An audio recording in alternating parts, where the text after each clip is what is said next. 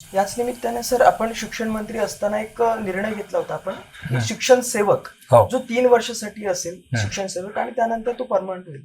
परंतु आता याच शिक्षण सेवकांचे आंदोलन होत आहेत आणि त्यामध्ये आपल्याला दोष दिला जातो की शिक्षण सेवक 3 वर्ष 3,000 रुपयावरती काम करतोय. हे चुकीचं धोरण नव्हतं का? अक्षय, मला आपण थोडासा पुन्हा साकल्याने विचार करू. सेवक भारतीय राज्यघटनेमध्ये 1911 नावाचे एक कलम आहे. राज्यकर्ते हे काही लोकांचे पैसे लुटण्यासाठी जन्माला आले नाही, ते या देशाचे सेवक आहे. मी देखील कोण आहे? सेवक आहे.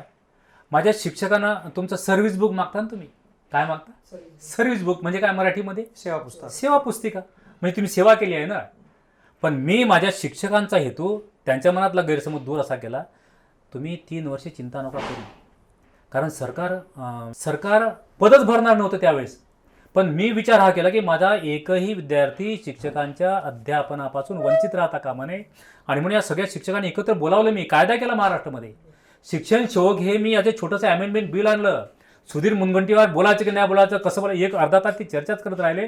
मी स्पीकर आणि विलासराव देशमुखांना सांगून ठेवलं, सर मला ही कायदेशीर बाब आहे, केली पाहिजे बरं. शिक्षक खूपच माझ्यावर नाराज झाले. म्हणून हुशारी करू नका, नाहीतरी सरकार काही पदं भरणारच नाही. सरकार पदं भरायला तर कारण मी 150-200 कोटी सरकारचे वाचवले. आणि त्यानिमित्तानं म्हणून तुमची 3ऱ्या वर्षाची पहिली सही झाली की तुम्ही परमानंट होता ना, तुम्ही कन्फर्म झालेले आहेत. म्हणजे तुम्हाला नोकरीही मिळाली, सरकारचे पदं भरणार ते पदही भरल्या गेले आणि सेवक पद बदलता येईल, प्रोफेसर म्हणता येईल तुम्हाला. नावात काय शेक्सपियर का व्हॉट सिनोनिम, नावात काय आहे, पण तुम्हाला पैसा मिळत आहे, तुम्हाला कन्फर्म जॉब मिळत आहे.